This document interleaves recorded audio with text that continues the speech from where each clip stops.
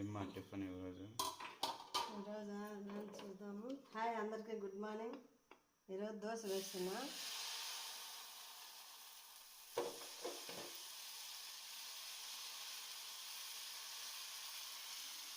దోశ వేసి గుడ్డు వేస్తున్నా.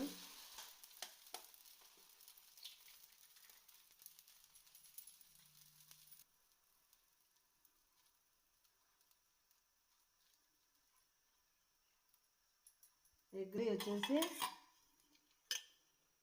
ఎగ్ వేసినా కదా, ఆయిల్ వేసుకుంటాను కొద్దిగా.